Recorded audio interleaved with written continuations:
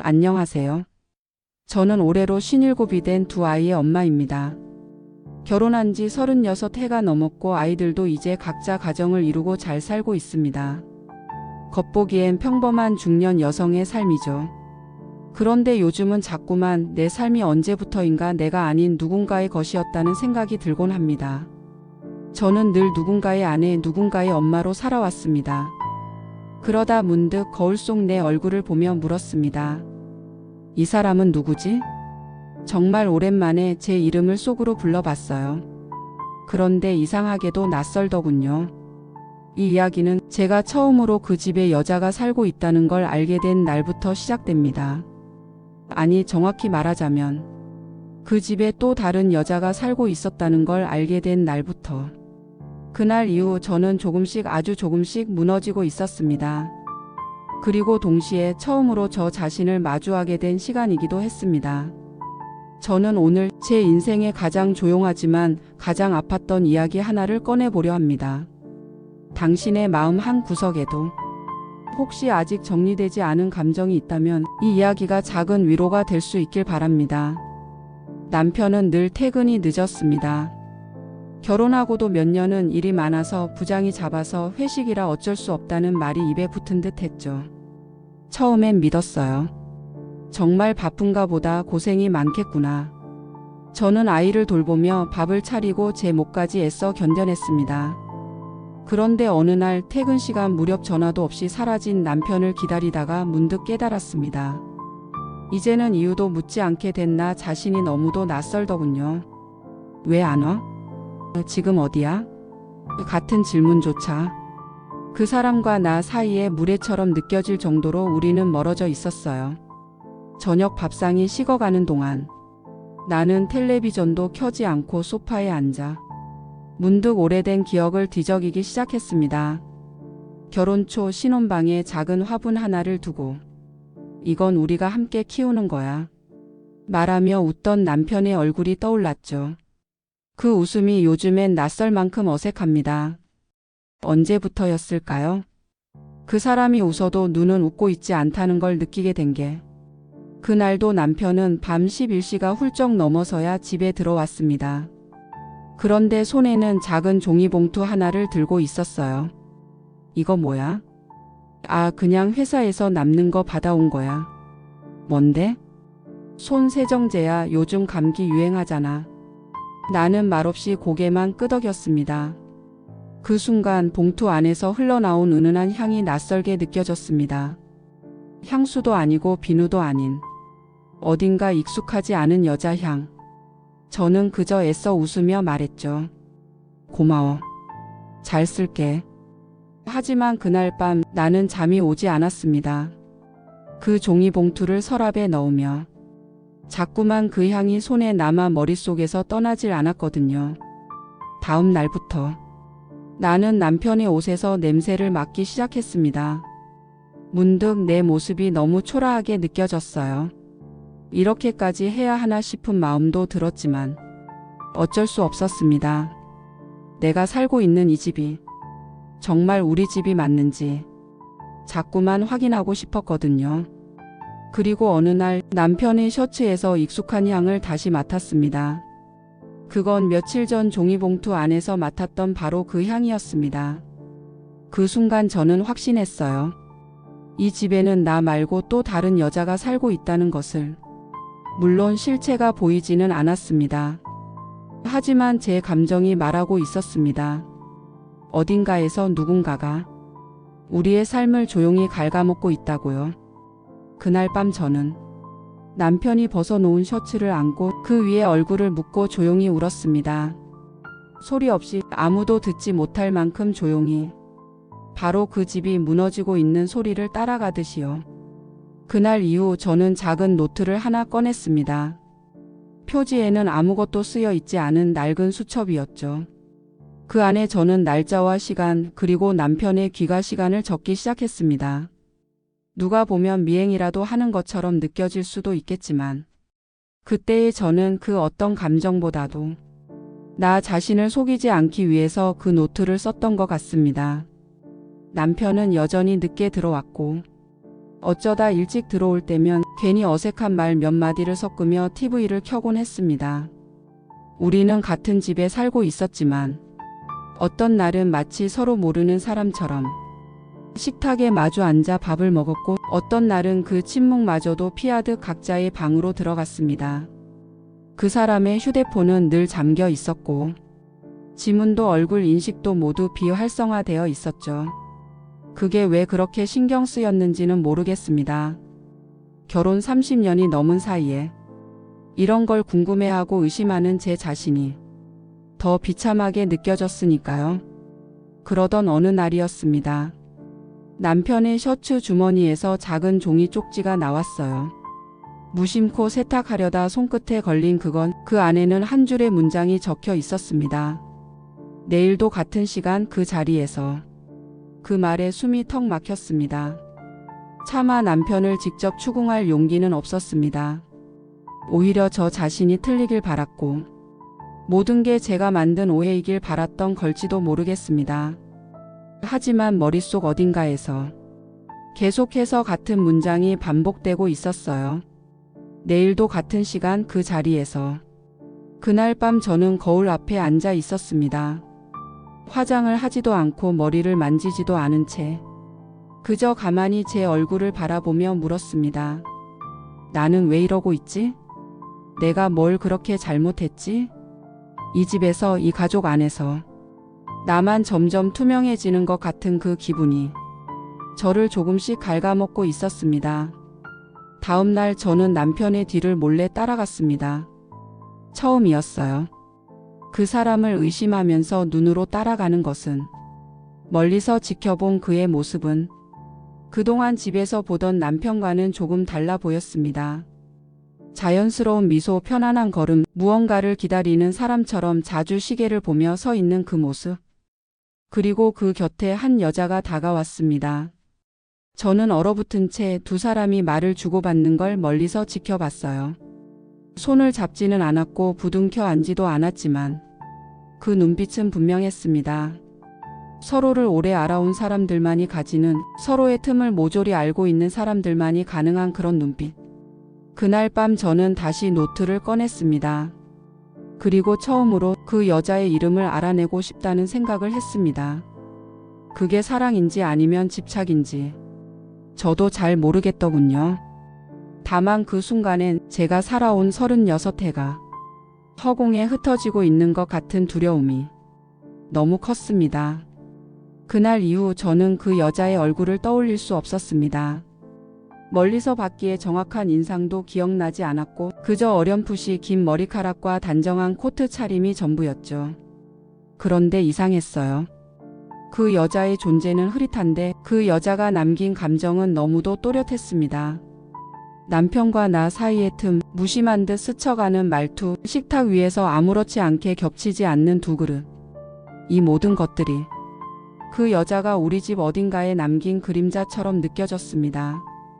그 여자는 이 집에 오지 않았지만 이 집 구석구석에 이미 스며 있었어요. 마치 내가 자리를 비운 사이 누군가가 슬쩍 들어와 이불을 정리하고 창문을 열어 향기를 바꿔놓고 간 것처럼요. 하루는 거실 창문을 열고 먼지를 털다 남편의 외투 주머니에 손이 스쳤습니다. 습관처럼 휴지를 꺼내려다 그 안에서 작은 반지 상자를 발견했죠. 숨이 멎을 것 같았습니다. 그 안에는 얇은 실버링 하나, 어디에도 브랜드 로고는 없었고 마치 아무 의미 없는 선물처럼, 그러나 제겐 너무도 의미 있는 물건이었어요. 이건 누구 건데? 저는 처음으로 남편에게 단도직입적으로 물었습니다. 남편은 잠시 멈칫하더니 회사에 새로 들어온 후배 생일이래. 선물 좀 대신 사줬어. 아무렇지 않게 말했어요. 그 순간 제 안에서 무언가가 조용히 부서지는 소리가 들렸습니다. 믿고 싶지 않았습니다. 아직도 저는 그가 그 여자를 사랑한다는 사실보다 그가 저에게 거짓말을 하고 있다는 사실이 더 아팠어요. 사랑이 떠난 건 괜찮습니다. 하지만 거짓말은 그 사람과 나 사이를 완전히 다른 세계로 나누어 버리는 일이니까요. 그날 밤 저는 그 여자가 누구인지 알아내기 위해 남편의 차를 몰래 타게 되었습니다. 조심스럽게 택시를 타고 남편의 퇴근길을 따라가다 작은 카페 앞에 멈춘 그의 차를 발견했죠. 그리고 그곳 창가에 커피잔을 앞에 두고 앉아 있는 그 여자와 남편을 보았습니다. 둘은 가까이 앉아 있었지만 절대적인 거리 이상으로 마음이 가까워 보였어요. 그 여자의 입술이 움직였고 남편이 그 말을 들으며 웃었습니다. 그 미소는 제가 몇 년 동안 보지 못한 따뜻하고 편안한 얼굴이었어요. 그 순간 제 몸이 얼어붙었습니다.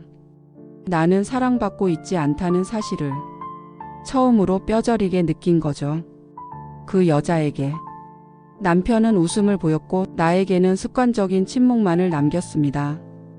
그날 집으로 돌아오는 길에 저는 제 손을 가만히 들여다봤습니다. 이 손은 아이들을 키우고 남편의 옷을 정리하고 수십 년을 가정을 위해 살아온 손이었지만 지금은 누구에게도 잡히지 않는 손이 되어 있었습니다.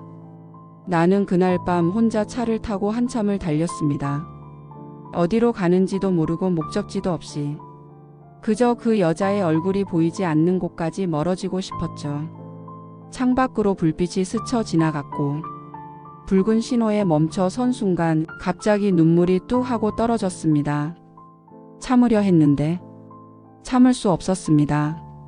그 사람이 다른 여자와 웃고 있는 모습을 내 두 눈으로 직접 봐버린 이상 나는 이제 예전의 내가 아니었습니다. 집에 돌아와서도 잠을 이룰 수 없었습니다. 주방 식탁에 앉아 텅 빈 컵을 몇 번이고 매만지며 그 여자의 이름을 떠올리려 애썼죠. 그런데 저는 그 여자의 이름을 몰랐습니다. 이름이 없다는 건 상대가 실존하는 사람이 아니라는 뜻이기도 합니다. 그저 내 안의 상상 속 인물처럼 그러나 너무도 생생하게 내 현실을 위협하는 존재. 다음 날 저는 남편이 씻는 틈을 타 그의 휴대폰을 살폈습니다. 메시지함은 비어 있었고 전화 기록도 최근 항목이 전부였죠. 하지만 사진첩 구석에 숨김 앨범이라는 항목이 있었습니다. 비밀번호를 입력하라는 창이 떴습니다. 제 생일을 넣어봤지만 틀렸고 아이들 생일도 틀렸습니다.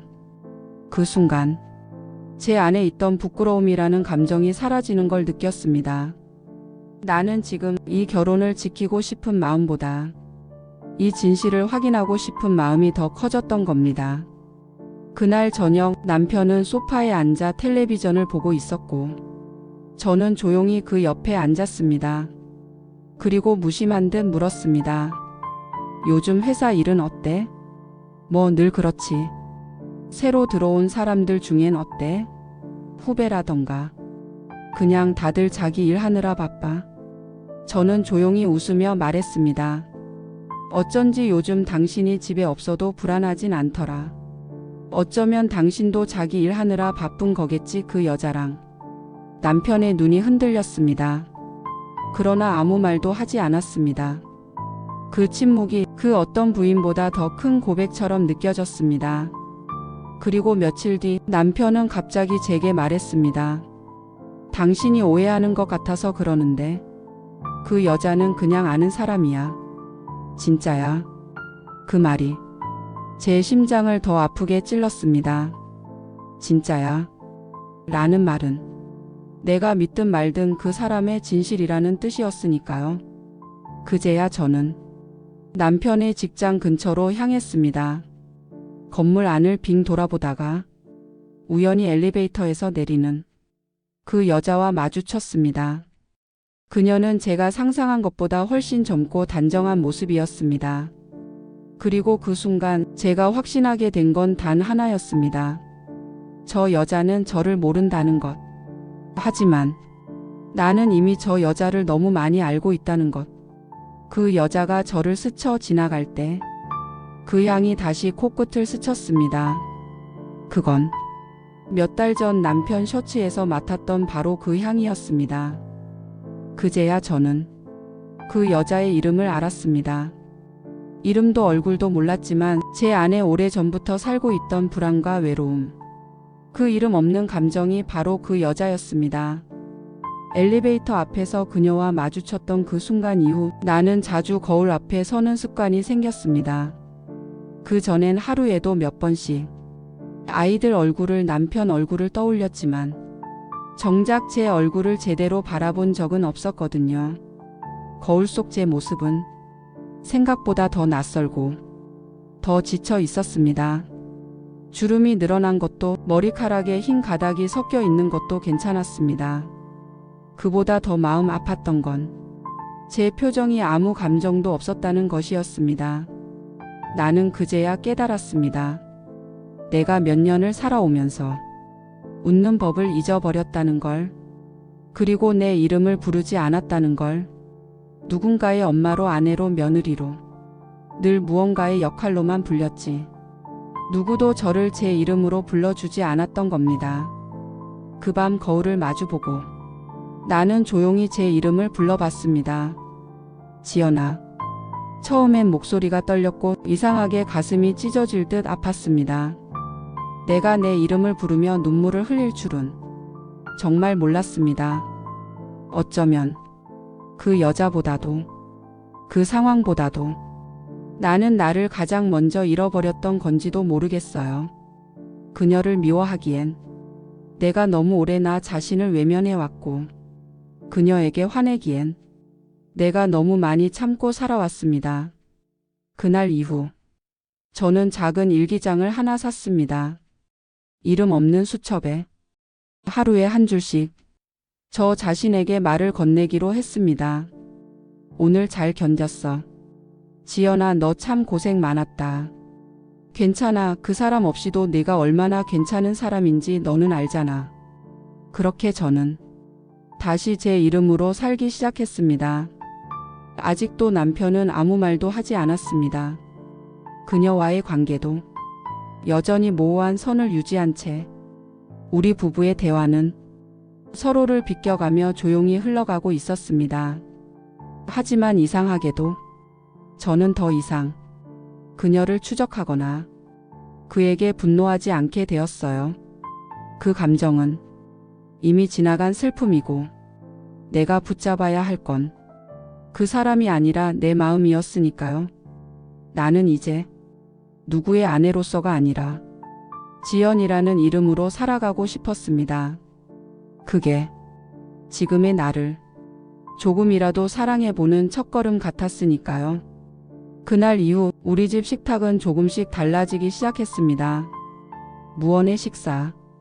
그건 이제 일상이 되어버렸습니다. 예전에는 남편이 젓가락을 들면 아이들 이야기, 직장 이야기, 시시콜콜한 뉴스까지 우리는 무언가로 서로의 틈을 채우곤 했습니다. 하지만 지금은 아무 말도 섞이지 않는 침묵이 식탁에 반찬처럼 놓여 있었죠. 나는 여전히 밥을 지었고 국을 끓이고 상을 차렸습니다.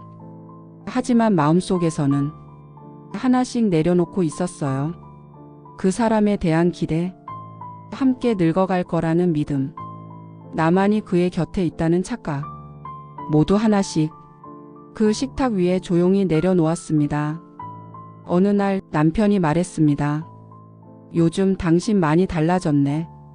나는 웃지도 않고 고개만 끄덕였죠. 그 말에 담긴 의미가 무엇인지 알고 싶지도 않았습니다. 왜 이렇게 말이 없어? 말을 해도 듣지 않잖아요. 그 순간 남편이 잠시 멈칫했습니다. 그리고는 아무 말 없이 젓가락을 내려놓았죠. 그 조용한 소리에 내 마음이 또 무너지는 줄 알았습니다. 말을 하면 상처였고 말을 하지 않아도 고통이었습니다. 우리는 도대체 어디서부터 잘못된 걸까요? 그 여자가 나타나기 전부터 우리는 이미 어긋나 있었던 걸까요? 아니면 그 여자가 나타났기 때문에 이 어긋남이 더 선명해졌던 걸까요? 나는 그것조차 확신할 수 없었습니다. 밤이 깊어가던 어느 날 아이에게서 전화가 왔습니다. 엄마, 요즘 아빠랑 무슨 일 있어? 나는 순간 숨이 멎었습니다. 그 아이는 멀리 타지에 살고 있었고 그런 이야기를 눈치채기 어려웠을 텐데 말이죠. 그냥 별일 없어. 조금 조용할 뿐이야. 나는 그렇게 대답했지만 목소리는 평소보다 낮고 느리게 흘렀습니다. 엄만 괜찮아? 그 말에 나는 수화기를 꼭 쥐고 한참을 침묵했습니다. 울면 안 된다. 지금은 괜찮다고 해야 한다. 머릿속에서 수없이 외치는데도 목이 메어 단어가 나오지 않았습니다. 그리고 겨우 꺼낸 말. 응. 엄마는 괜찮아. 하지만 그날 밤 나는 다시 거울 앞에 섰습니다. 이번엔 괜찮지 않은 나를 인정하기 위해. 그리고 조용히 이렇게 말했죠. 지연아, 오늘은 조금 무너져도 괜찮아. 나는 그날 밤 한참을 울었다. 아이에게 괜찮다고 말하고 수화기를 끊고 나서 그제야 터져 나온 울음이었다. 이상했다. 나는 왜 그 상황에서 미안한 마음이 먼저 들었을까? 남편이 나를 아프게 했고 그 여자가 우리 사이에 들어왔는데도 나는 도리어 아이에게 걱정을 끼쳤다는 이유로 죄책감을 느끼고 있었다. 이상하지 않은가?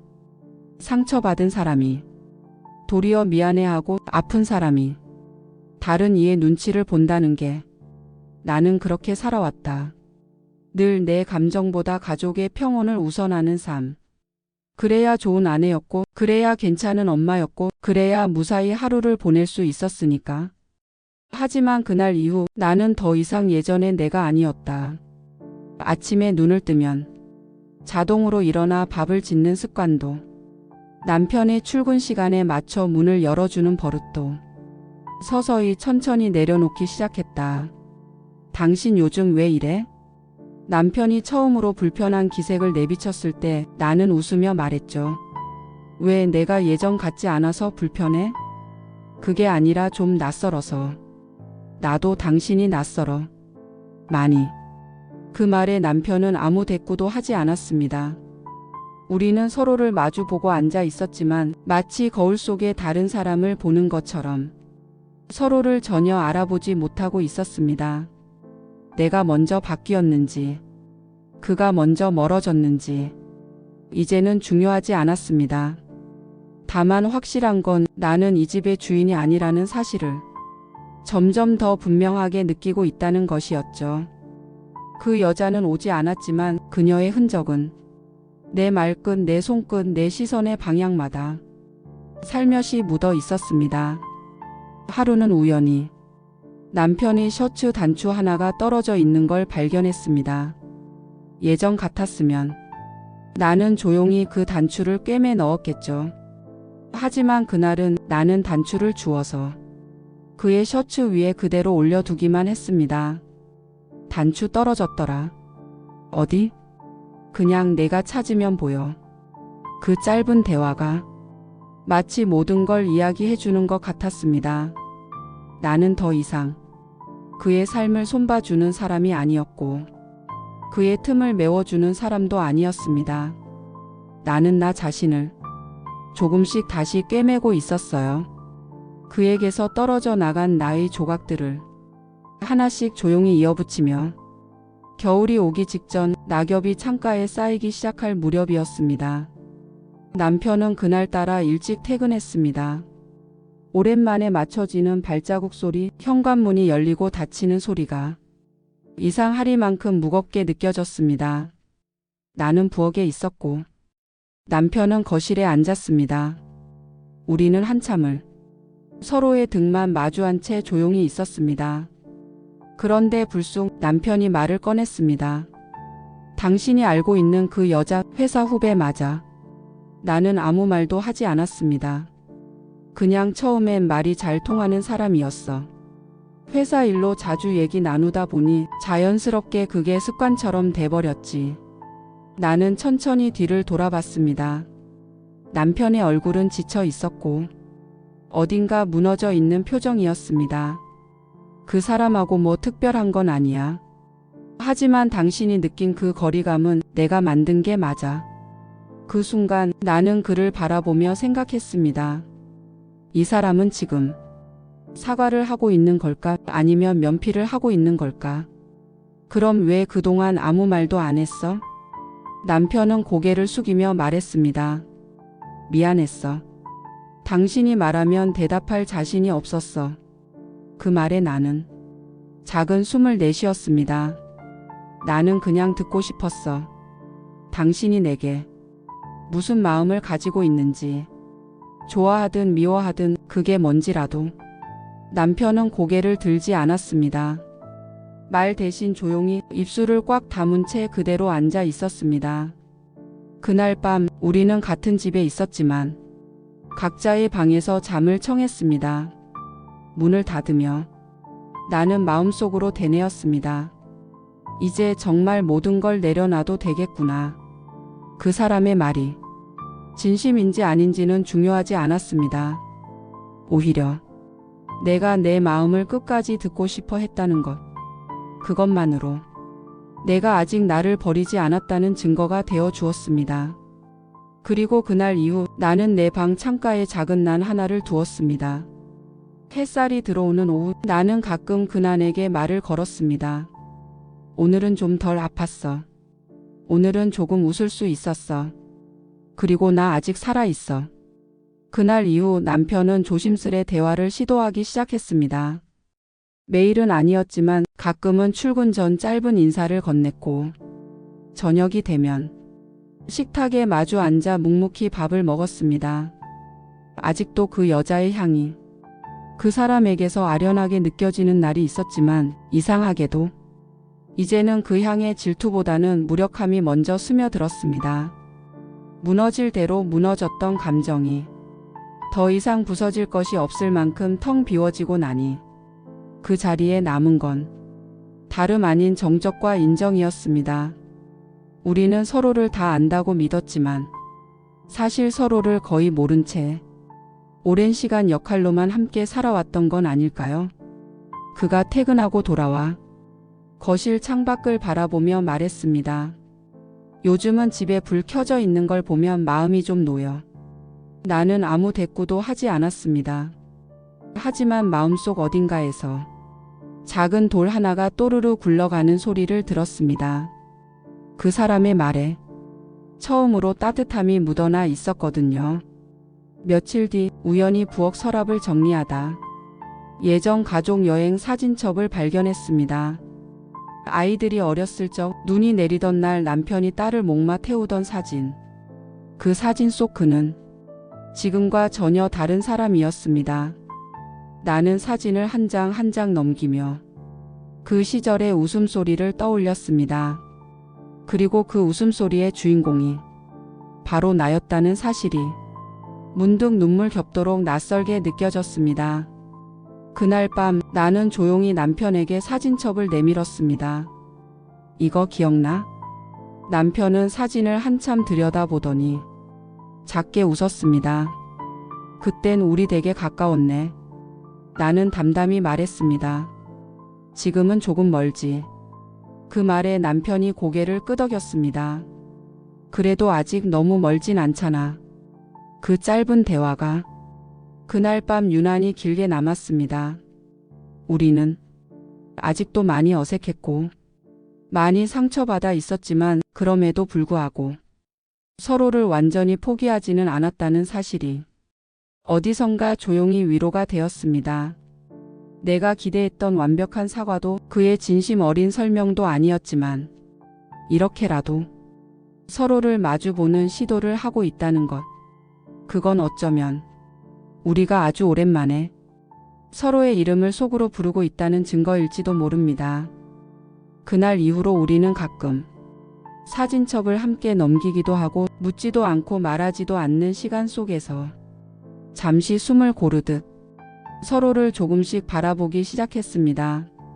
예전처럼 손을 잡지도 않았고 사과의 말도 사랑한다는 말도 없었지만 그렇다고 예전만큼 멀어지지는 않았습니다.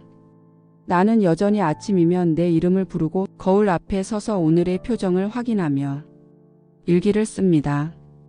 오늘은 조금 덜 슬펐다. 오늘은 그 사람의 말에 화를 내지 않았다. 오늘은 내가 나에게 더 친절했다. 남편은 여전히 말수가 적지만 가끔은 늦게 들어오던 발걸음을 서두르기도 하고 주방에 물 한 잔을 가지러 오며 요즘 밥맛이 좀 나아졌다고 말하기도 합니다. 어느 날 나는 용기를 내서 말했습니다. 혹시 다시 우리 여행 가볼래? 남편은 고개를 들며 잠시 생각에 잠기더니 조용히 고개를 끄덕였습니다. 그 순간 무언가가 천천히 열리는 소리가 들리는 듯 했습니다. 문 하나가 아니라 우리 사이에 놓여있던 길고 두터운 마음의 문이었죠. 여전히 나는 완전히 용서하지 않았고 그도 완전히 변한 건 아닙니다. 하지만 우리는 서로를 끝까지 외면하지 않았고 끝까지 붙잡지는 않았습니다. 대신 서로를 있는 그대로 인정하고 다시 마주 앉아 따뜻한 차 한 잔을 마실 준비를 하고 있었죠. 사랑은 때때로 떠나고 때때로 돌아오지 않습니다. 하지만 그 사랑을 겪고 난 뒤에도 다시 마주 앉을 수 있는 사이, 그게 어쩌면 우리가 이룰 수 있는 최선의 관계 아닐까요? 그리고 오늘 아침 남편은 제게 이런 말을 했습니다. 어제 그 꽃 예쁘더라. 창가에 있는 거.